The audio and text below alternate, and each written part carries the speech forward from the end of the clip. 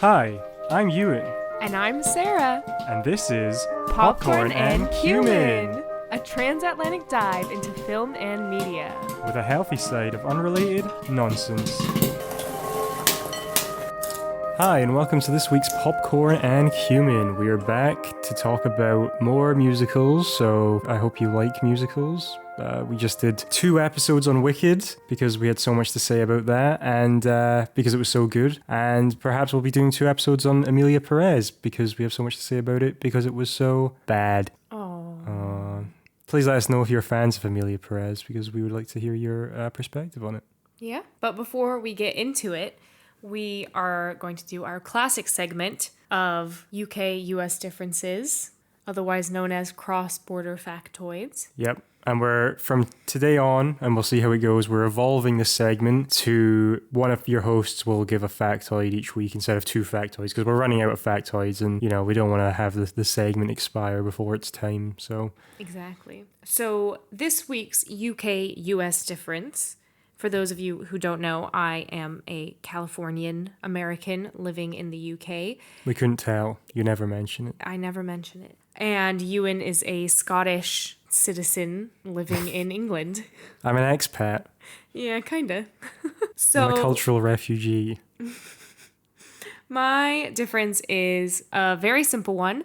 The bathroom/toilet doors in the UK, when you're using a public restroom, go all the way to the floor, whereas in the US, for some reason, there's like a foot of space between the bottom of the door and the floor. And also the doors, they're not very secure. They're usually kind of made of metal and not very nice. I don't even know how to explain it. And I used to think that I felt like quite closed in the UK toilets, but now when I go to the US, I'm like, wow, I feel very exposed in these bathrooms. Now, I will say, I'm not sure if that is an entirely a UK thing, because the swimming pool I used to work in, the cubicles in at least the boys' changing rooms, which I had to clean, they were cubicles like that. They didn't go all the way down to the ground.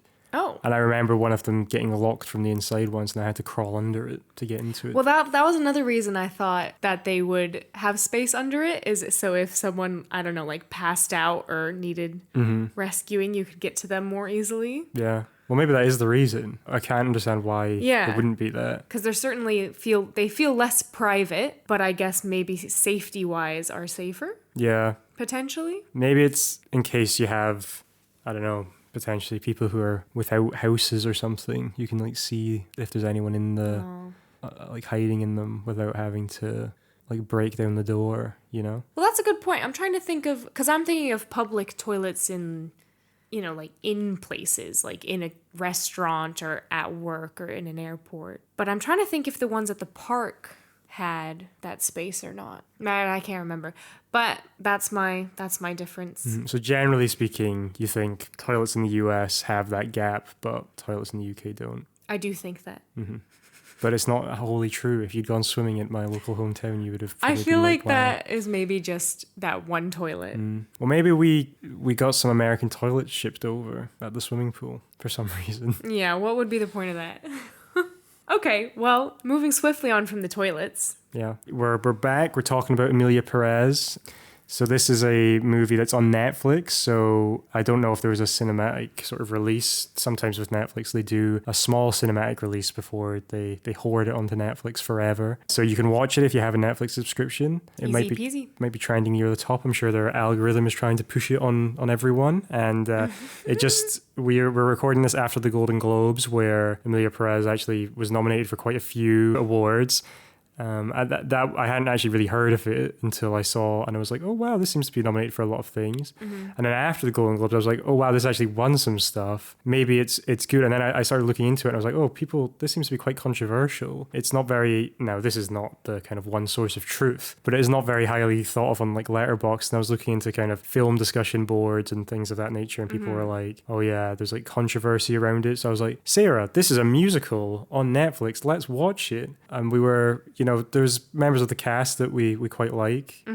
Selena Gomez, most famous for Only Murders in the Building. And Wizards of Waverly Place, which our quiz team is famously named after. Yeah, Quizzards of Waverly Place. Don't steal that. That's ours. Copyright ours. Copyright Molly, who came up with it. No. We've, possessed it for long enough now that it's been taken away. Ours. Yeah, it's now part of Popcorn and Cumin Towers, registered under our company.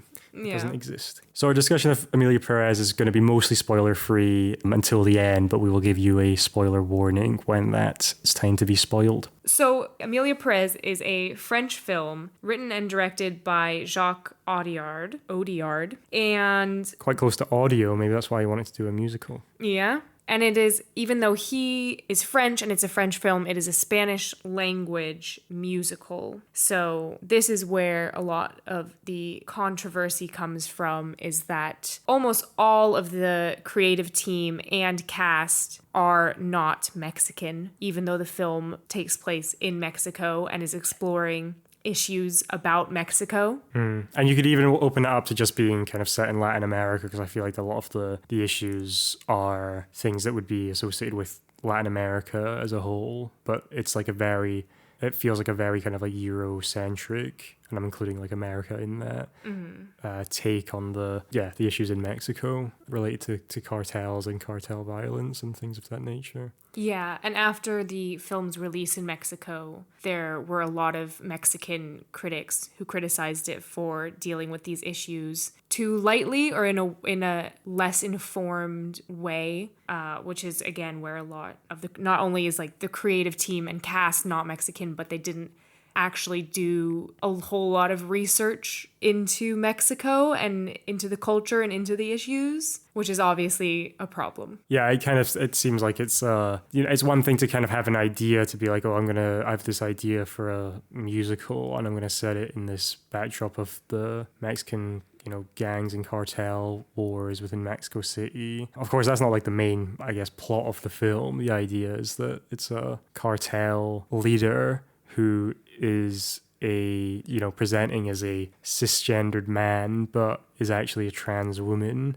And then they are trying to kind of escape their life to live their life as in the body that they want to possess, which I guess opens up another sort of can of worms, because unlike in a lot of other, I would say, awards baity films, The Danish Girl, Dallas Buyers Club, things of that nature, which again have been very awarded by Hollywood and the various awards ceremonies. This actually did cast in the main role a trans woman, which was, good to see. However, I suppose, you one step forward and maybe one step back in terms of your representation.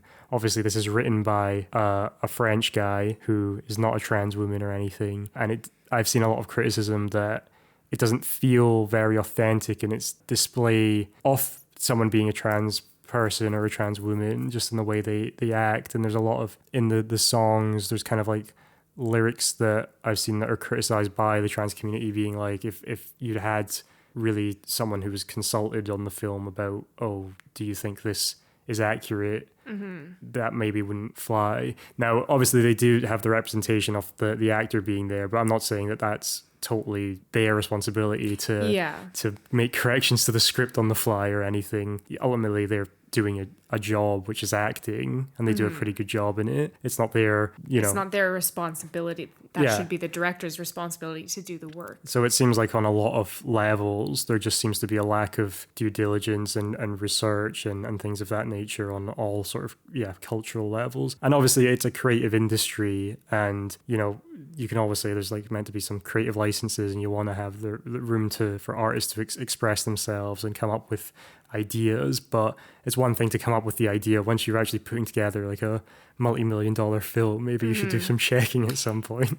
Yeah. And as an example of the trans community having these feelings, so the Gay and Lesbian Alliance Against Defamation, or GLAAD, called the film a profoundly retrograde portrayal of a trans woman that recycles the trans stereotypes, tropes, and cliches of the not-so-distant past. So I think in general, probably not taken as a very authentic portrayal of a trans woman, and not an authentic portrayal of Mexico. Yeah. So. And I feel quite a lot for Karla Sofía Gascón, I hope I said that correctly. I've maybe put too much of a French spin on that. I'm just doing the directors. All right, it's an homage to the director. I feel for her because she's put in a position where, this is kind of like her big break into to Hollywood on some level. And, she's been getting a lot of plaudits for her performance, especially from what you would say are the most legitimate outlets, being, well, so far the Golden Globes and the BAFTAs. She's the first trans woman to be nominated for awards. So she's nominated for Best Actress. That's how I've read it. I'm not sure if previously there's been a trans woman that was previously nominated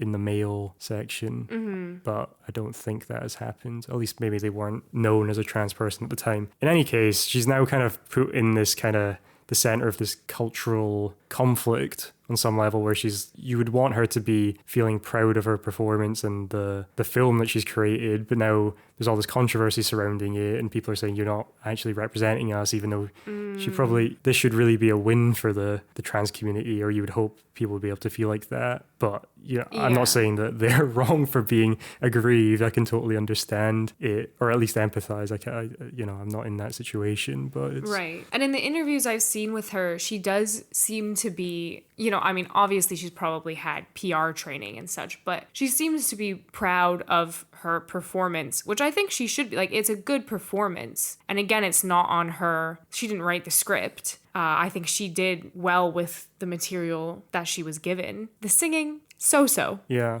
At times. But everyone's singing was so-so at times. But I think her performance was overall good. And it's probably quite difficult because, so she plays, I suppose, it's not a dual role, but she plays Manitas, who is her character pre-gender affirming surgery in the movie. And so who's the leader of... of the cartel, or one of the cartels. And that is almost to an extreme level, very presenting... a very, masculine... role, yeah. So I suppose a lot of hair and makeup to look like this cartel leader, and I think does a good performance as that. It's probably quite difficult to do a singing role when you are a post-gender affirming surgery trans woman as an actor in real life, to then play a pre-gender affirming surgery trans woman while singing in that role as well as acting, and then do it as a trans woman in the film as well. I can see that being quite difficult. And I don't know how many actors there would be who'd have the acting capability to do that while being, an actual trans woman and also being a talented singer. It's probably a very slim pool. And they have to speak Spanish a little bit. Yeah, well, first of all, she's Spanish. So she did say that she did a lot of work to try to perfect an authentic Mexican accent because, as she said, the people who speak English likely wouldn't notice the difference, but she wanted to make that effort to have a more authentic accent for Spanish speakers. And she also said that she treated the roles as separate characters, which I thought was interesting, but she also did a lot of voice work. She likes voice acting type things. So she did a lot of work to create Monitas's voice. And then her voice for Emilia Pérez was quite different, and she made the effort to create voices for each character. Yeah, she does a good job, and it is a good performance, and yeah, she's getting a lot of deserved plaudits from, awards things. I suppose you did touch on this, that there's also been some criticism that, again, the film is set in Mexico, but none of the lead actors are of this Latin American heritage. So we have Karla Sofía Gascón as in the role as, or the dual role as Manita / Emilia Pérez. Zoe Saldaña in the role of Rita Mora Castro. So she plays a lawyer she's sort of scouted out, and Manitas is I want her on my side to help to escape my life as the cartel leader and, go through my gender surgery. So Rita's character there's scenes where she's going around the world looking for the best surgeons to be able to perform this. And then the other lead would be Selena Gomez, who plays Jesse Del Monte, who is Manitas's wife. And it wasn't really clear to me if she was meant to be Mexican or if she was meant to be American, because she does speak English with an American accent at points during the movie. Yeah. So originally that character, so Jesse, was supposed to be Mexican, was written as Mexican. When Selena Gomez was cast, she said basically I'm not really fluent in Spanish. I don't feel confident in my Spanish. And then at that point they decided to change the character to be originally American, which is why her Spanish may not be as good as other characters and why she sometimes flips to English. Yeah, which would make sense. I don't think that's ever explicitly said. I mean, I don't think it necessarily would need to be. Like, that is something that you can infer from filmmaking and storytelling. I feel like they mention America at some, like her coming from America, maybe briefly. Okay. But maybe I'm wrong. But yeah, I think that is a pretty, clever get out of jail free card there in order to cast her, because I had seen quite a lot of criticism for her Spanish and things, but in some level that's not really valid if the character is not meant to be a native Spanish speaker. Yeah. It might be valid in the sense that maybe the roles should have been inhabited by Mexican actors in the first place, but if that was the original intent. I know I feel like I'm a bit biased just because I like Selena Gomez and I think that she's a good human being, so I don't like people criticizing her, which isn't fair, but I would rather criticize a bad human being than a good human being, Speaking of bad human beings, no, I really don't know anyone else on the cast who might be a bad human being. Well, there is one main cast member who's Mexican, and that's Adriana Paz, who plays Epifania, who is a woman that we meet in the second act of the story, I guess. So Adriana Paz is Mexican. Her role is smaller than Selena Gomez's, Zoe Saldaña's, and Karla Sofía Gascon's, and she was the only one not put forward as a supporting actress for awards to win like best actress for anything. Do you know she wasn't put forward, or she wasn't actually it says that they weren't like campaigning, because they have campaigns for these things, so they didn't really have a campaign for her, which is interesting that the one Mexican actress didn't actually get any. And she's also like not on any of the posters. Like, it's very focused on the other three main characters. Yeah.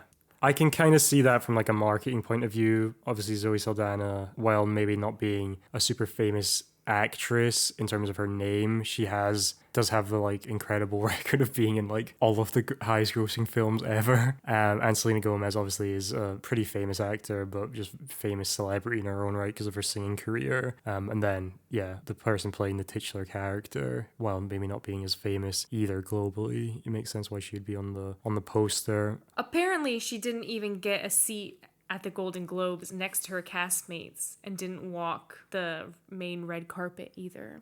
That's sad. Yeah. I will say, as much as I think the performances generally are like pretty good, like Zoe Saldaña does a good job. I think Karla Sofía Gascón does a good job. Selena Gomez's performance is like all right. I don't think it's like amazing. I'm quite surprised it's been nominated at all, to be honest, especially considering, it's quite rare you'd have two actors from the same movie being nominated on the same shortlist, because there's only 5 slots. I'm kind of surprised it's like she was nominated, to be honest, and I like her. I thought she was good. Yeah, like good. I don't like good doesn't necessarily mean like, oh, you get nominated for an Oscar though. There's other people in the movie who are also good, but they're not getting nominated. Because on like some level, I mean, we're getting to this like the songs. Like, I don't think even for like a musical, I feel like you kind of get another chance to kind of flex your talent and your craft when you're in a musical and you're singing. And her songs, I don't think, are very good either. So, well, that's the one song where she goes and like dances in her closet or whatever. That song just isn't good. That's not her fault. And it was a challenging one to perform, and she's still like performed what she was given well. And then her other song is that like karaoke one, which I thought she sounded good on. Yeah. Well, okay, who did a better performance? I know they're not in the same category. Jonathan Bailey in Wicked or Selena Gomez and Emilia Pérez? Jonathan Bailey in Wicked. Right. So would you say, because he wasn't nominated for anything, so would you say that that's because that is the only a horrific choice? The only reason that could have been he wasn't nominated for anything? No, so the only reason that could be, or at least none of like the major awards. I mean, the Oscar noms aren't out yet, but he won't get nominated because he's not been nominated for any of the other things. So based on your logic, you could only say that that's because the supporting actress category is weaker this year. No, I think that it's because his performance is just too good for recognition. For the most part, it is not a dramatic performance. And I feel like all that they freaking want is a dramatic performance. Even though it's best musical or comedy, they just want drama. they don't want comedy. Half of the freaking films in that are not comedy. I don't understand why is Challengers put into the musical comedy section? What the fuck is that? Challengers was quite funny. There was points Was that were... it? Yeah. I feel like some, like the grunting, remember all the big laughs that got in the cinema when we saw That's it? not supposed to be funny. That's just tennis. I think they did do it to be funny, though. Do you think that Challengers is more of a comedy than a drama? No. Exactly. But the Golden Globes, I agree. The Golden Globes categories are stupid. That's besides the point on some level. Are the Oscars? They No, don't have those? they're just Best Picture. Now, it used to be like the Golden Globes. Well, I'm not an academic on the subject, but Golden Globes having two categories would mean that because the Oscars basically used to only nominate 5 films for Best Picture, and then for a while they just started nominating like as many films as it would always be under 10, but like some years would be 8, some would be 5, and it was I kind of liked that because then it was like, oh, we're not just like making up the list, we're not just making up the numbers. It's like these are the films that actually like merit a nomination, because like some years some stuff has got nominated and you're like Top Gun Maverick, is that like is it like really got a chance of winning Best Picture? Probably not, but because it is like good and made a lot of money. Or like Avatar 2, is that really worthy of being nominated for Best Picture? But now the Golden Globes would have been able to get more things sort of recognized by having 2 different categories, because then you have 5 in drama, 5 in musical or comedy. But it's just a very strange distinction, because where does like a horror movie go? Yeah. Presumably in drama, but like I feel like the distinction between musical or comedy, well, one, a lot of musicals are inherently dramas as well. Yeah. They might not have any comedic elements of it. So what are you suggesting, that there's more crossover between being a comedian and a musician than there is between being dramatic? Yeah, it's so weird. And then because I like the idea of, because I feel like comedy is underrepresented in awards and is like not given, like they're not given their dues for great performances and stuff, because I feel like comedic acting is such a different art than dramatic acting. So I get the idea of splitting them up, but even with TV shows and stuff as well, what ends up happening is people just submit their dramas with some funny moments as comedies, and then we don't get that. Then comedies don't get recognized because we're just recognizing 2 dramas. Yeah. Well, this is The Bear again. Yeah, that is what I'm Bear. thinking of. Yeah. I think actually I was reading some stuff about, because Jim Carrey, who I think is a very good actor. Best known for as his performance in The Grinch. Yep, possibly, yeah. So obviously a good comedic actor, but 2 of like my favorite dramatic roles ever in like Eternal Sunshine of the Spotless Mind and The Truman Show. I suppose there's some comedy in more The Truman Show, but he wasn't nominated for Oscars for either of them, which I think he totally should have been. And I was reading stuff that was saying that like because he's seen as a comedic actor, that would have like counted against him, even though the roles he was doing weren't even comedic. Stupid. I think it's similar for Uncut Gems. Adam Sandler didn't get nominated for Best Actor, which I also think he totally should have been, but I think because he's seen as the guy who was in Happy Gilmore and Grown Ups, and seen as like a sort of lovable idiot, like he's not given the credit for dramatic performances. But we've kind of gone off topic here. We have. But maybe now that we're talking about the awards, let's talk about whether it deserved to win Best Musical or Comedy. Emilia Pérez. Because it won Best Musical / Comedy at the Golden Globes. And it was up against A Real Pain, Anora, Challengers, The Substance, and the best movie ever in the whole world, Wicked. Yeah. I've actually seen 4 of those. I haven't seen A Real Pain and I haven't seen Anora. Emilia Pérez is the worst movie there by like a distance. Challengers is probably my favorite, then probably The Substance, then probably Wicked. But do you think that Challengers was just released like too long ago and people forgot? Yeah, I have seen some people saying that's kind of, you have to be strategic with your release windows, because the earlier in the year is more of a disadvantage, that people don't have the long enough memories to hold out. People were actually saying that like it might not get nominated at the Oscars at all just because it came out like too early in the window. Apparently, so when Emilia Pérez won Best Picture Musical or Comedy at the Golden Globes, Luca Guadagnino. I think he's Italian, and we're about to go to Italy, so we'll learn how to say his name in a month and come back to you. Luca Guadagnino, possibly, who directed Challengers, walked out of the room when Emilia Pérez won. Not happy. Which I get, but also is, I think, you have to be a little bit more mature than that. So as Ewan says, Emilia Pérez is, of that list, perhaps the worst movie on it. And I am just going to be forever raging this awards season because Wicked was so good, but it's just not, I don't know. It's too many people like it. It's not artsy enough. It's too commercial, even though there is a lot of really profound, deep moments in it. So. But the thing is, like, I don't even really think Emilia Pérez is artsy. It just has the kind of the vibe of being it is. Yeah, like it presents as such, but it's not. Like some of the music is kind of, I guess, interesting in that it's not very melodic and for that reason not that enjoyable to listen to in my opinion. But at least like the song that we both like is where Zoe Saldaña is performing at like a... We both like. Are you stealing my song that I like? No, because we both listened to it before the podcast and I agree that I like that one. Okay. Zoe Saldaña, and it is sort of dancing, performing in this kind of like, it's kind of like a mix of like rapping and singing, but as you said, it's one of the only songs to have a chorus, which is a plus. Yeah. Not that a song which has made to have it a chorus, more but, memorable as well, because the song had some structure. Mm-hmm. But that song is actually kind of artsy on some level. It's not like a typical song you'd see in a musical. And the song is called El Mal. Yeah, so this is an example of when I think that the films wanting to be artsy paid off and actually resulted in a cool performance. So I think that the like staging and choreography and lighting was really interesting in this, where they have like everybody else freeze while Zoe Saldaña is doing her choreography and like jumping from table to table, rapping about how corrupt everyone is basically. But yeah, I just thought that this one, the performance was actually interesting. The song was actually interesting, except there's parts of it where then Emilia Pérez like comes in and sings a more like emotional ballad to kind of counteract Zoe Saldaña's intense rhythmic rapping. Yeah, this song is getting too good. We have to bring it down a level.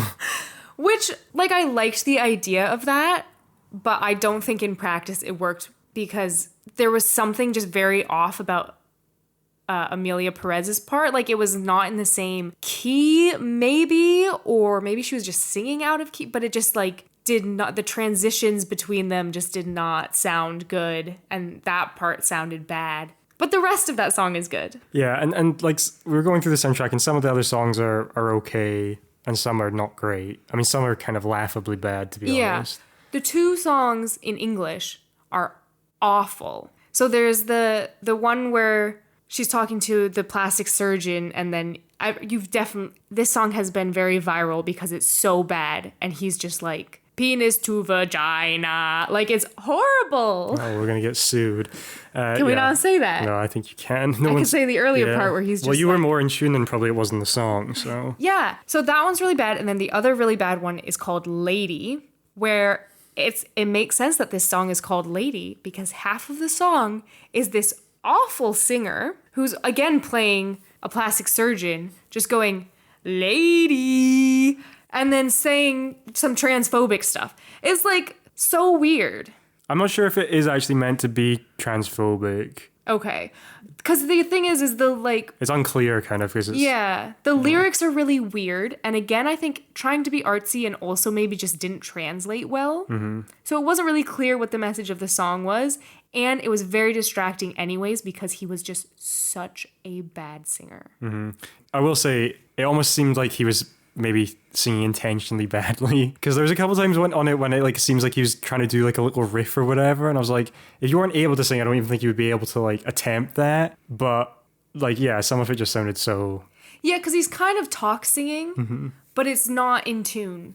It's not melodic. Mm-hmm. But then when it is possible to do, because then when Zoe Saldaña comes in, she sounds like in tune and good. Yeah. So I'm not sure on that song if he was trying to say that he doesn't want to do a surgery on someone who's like unwilling to be like identified or something, or maybe he's suspicious that the person is doing it because they're trying to like escape something. It's not because they're actually comfortable with being a woman or something. Okay. I'm not really sure, but yeah, the vibe I got wasn't that this doctor who does gender affirming surgery is transphobic. I was so confused. Yeah.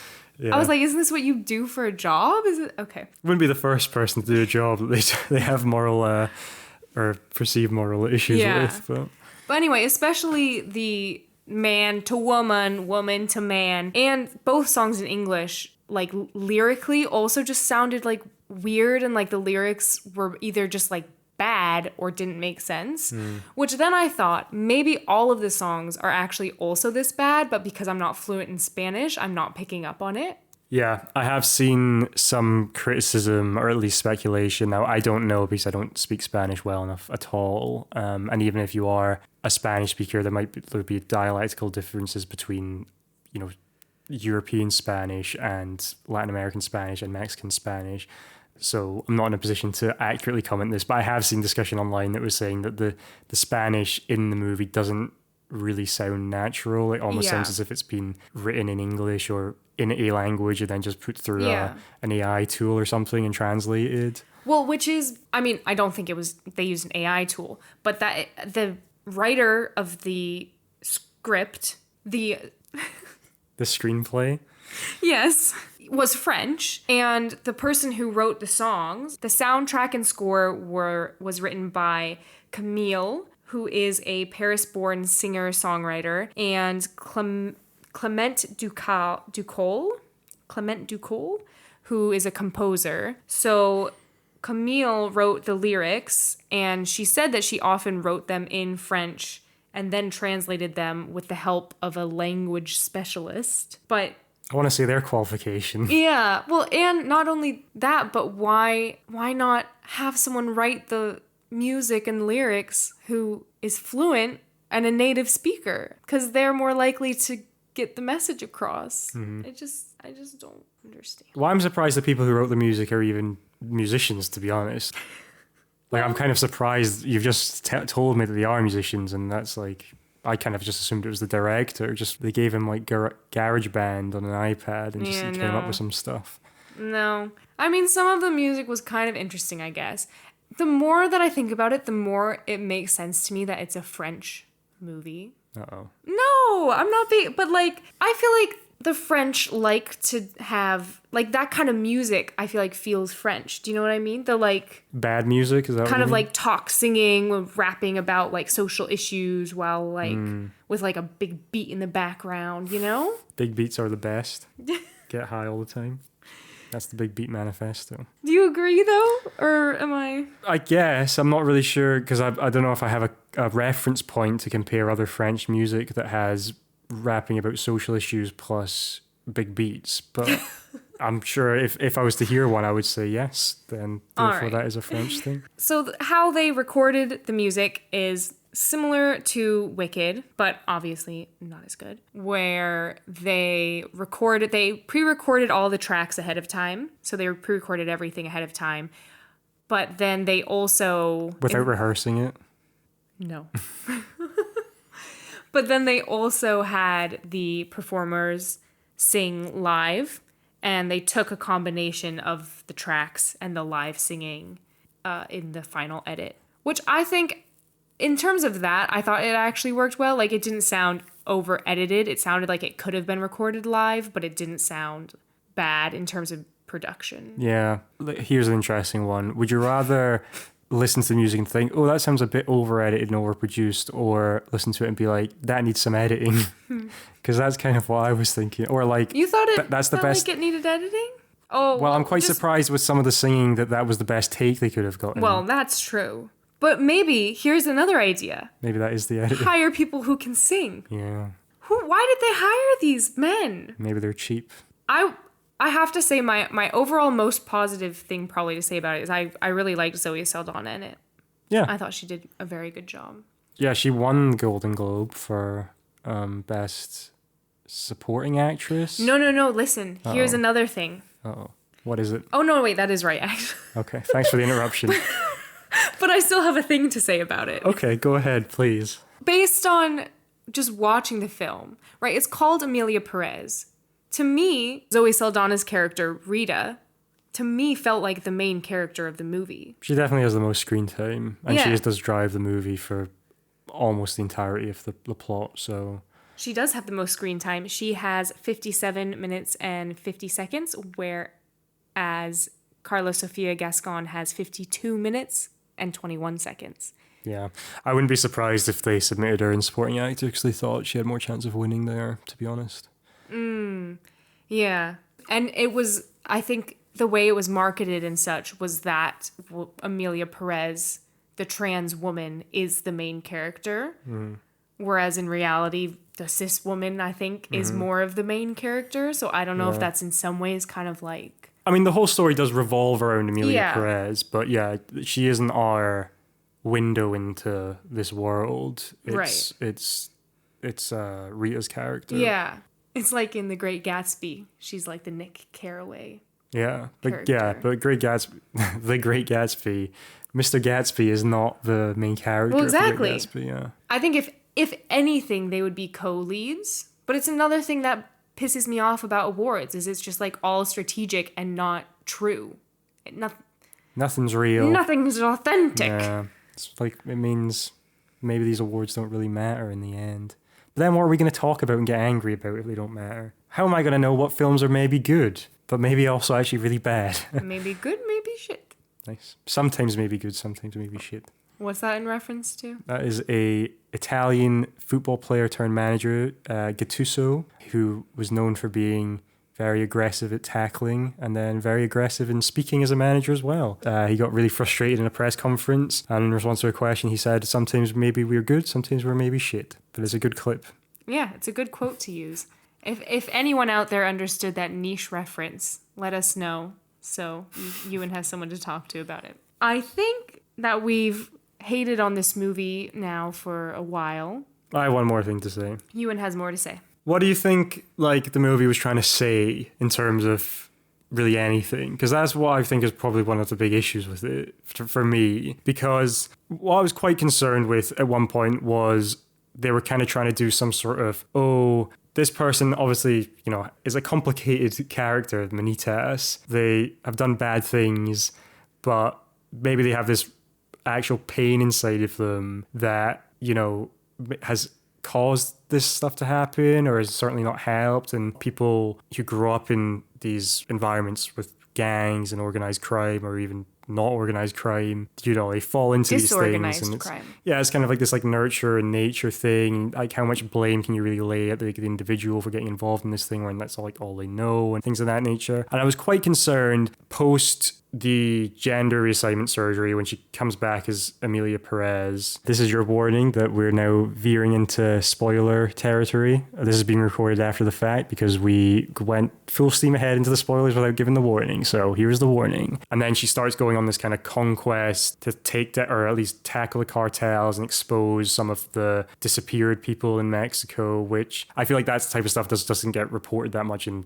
international news, but I think it's like a very much like a kind of everyday thing. And I feel like it's good to get international exposure to that because it is like horrific and very, very sad. But I was wondering if like the film was going to go like, the only reason she was bad was because she was having to live this sort of live life. And then as soon as she has the surgery, she now becomes great. And I'm like, maybe that's a bit of a complicated message where it's like, are we meant to like forgive her for the things that she's done as Benitez? But then it actually twists again and it becomes even more complicated because we see that she has actually not really changed at all as a person. As soon as she has any sort of real struggle in her life related to her children, she immediately resorts to violence again. I think you can only interpret her as being an evil character. There's obviously, she's complicated, but there's not really anything that redeems her, I don't think. She is like selfish and violent, and that's what she like resorts to. So then